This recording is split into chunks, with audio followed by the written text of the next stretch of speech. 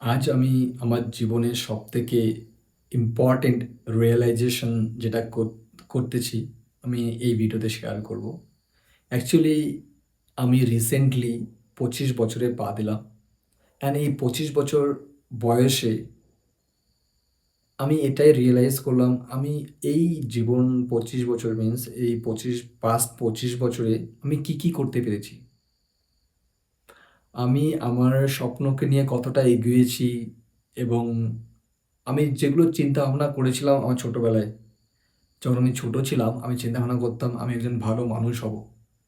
আমি একজন সমাজসেবী হব। আমি মানুষকে অনেক সাহায্য করব। আমি বাবা-মাকে সবসময় সাপোর্ট করব। বাবা-মাকে একটা ভালো জায়গায় রাখবো। নিজের স্বপ্নটাকে এগিয়ে নিয়ে যাব।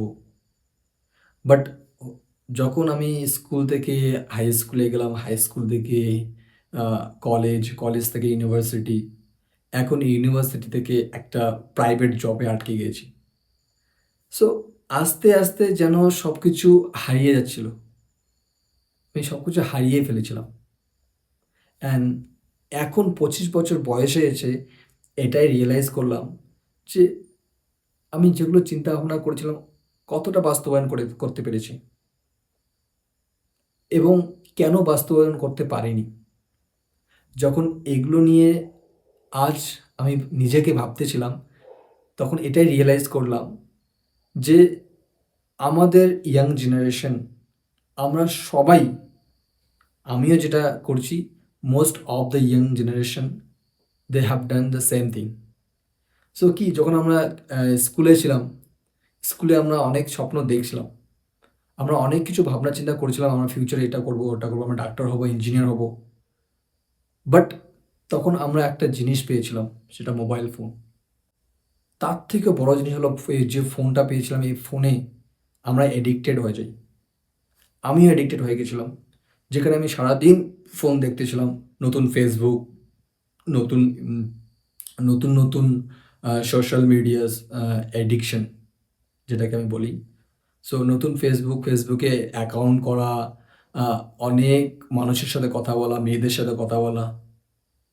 ওকে, এরকম করে যেন আমরা একটা অন্য পথে, যেটা আমাদের পথ ছিল, যেখানে আমাদের গোলগুলো সাজানো ছিল, ওই পথে না গিয়ে অন্য পথে চলে যাচ্ছিলাম।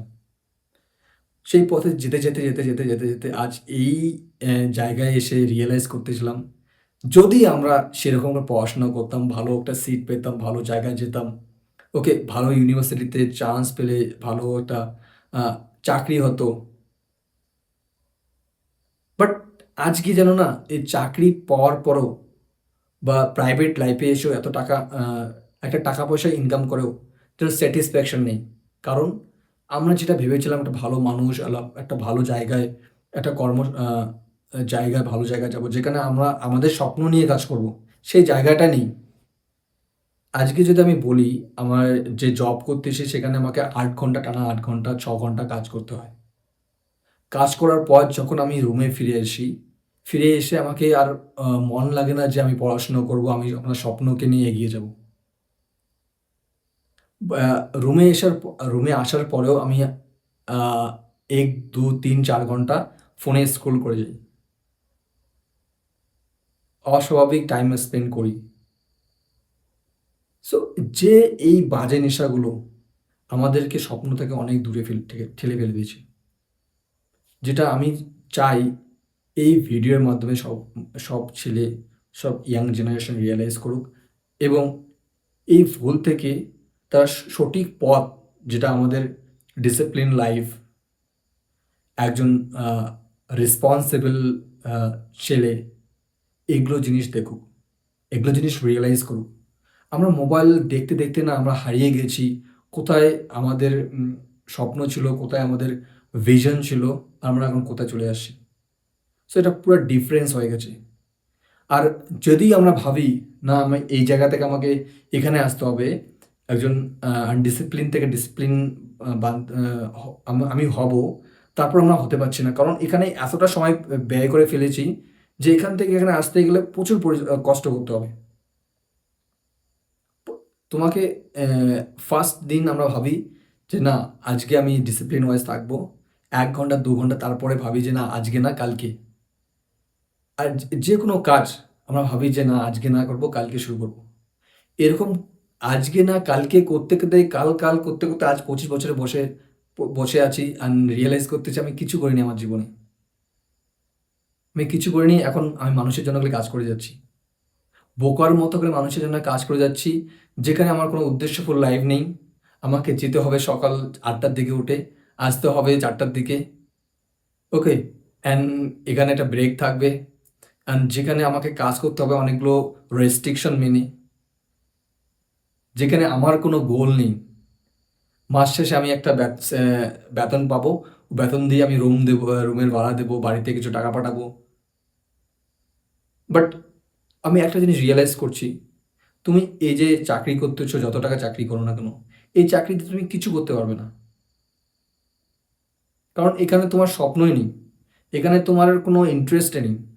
তোমার যেখানে ইন্টারেস্ট আছে তুমি ওটা নিয়ে কাজ করতেইছো না। অ্যান্ড মোস্ট ইম্পর্টেন্ট থিং কে জানো? আমি এই বয়সে এসে আমি অনেক টাকা ইনকাম করেছি। বাট আমি সাডেনলি আমার বাবা আমার এখানে আসে। আসার পর আমার বাবার একটা ডায়াগনোস হয় যে তার ডিস্ক যে শিরদাঁড়া আছে, শিরদাঁড়ায় কিছু নার্ভ চাপা পড়ে গেছে, তাকে সার্জারি করতে হবে।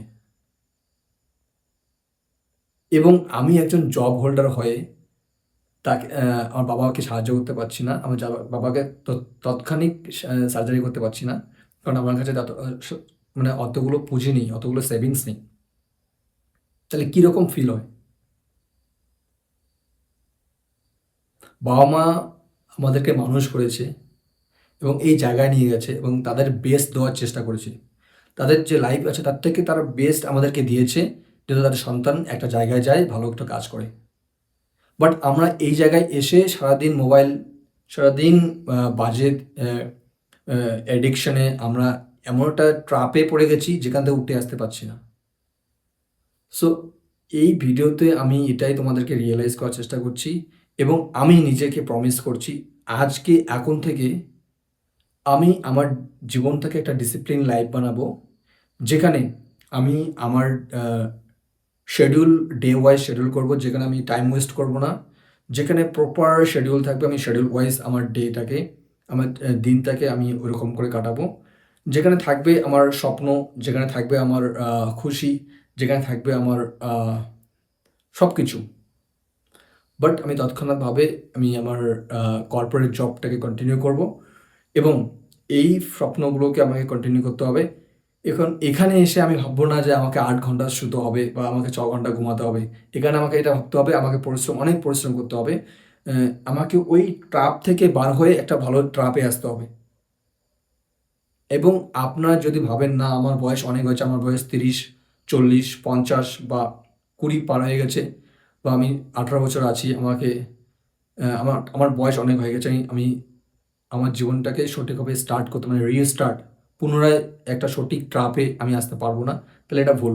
আপনি যেখানে থাকেন না কেন আপনি আসতে পারবেন আমার সঠিক ট্র্যাপে, যদি আপনার মনোবল, আপনার মাইন্ডসেট, আপনার মস্তিষ্কটাকে সেরকম করে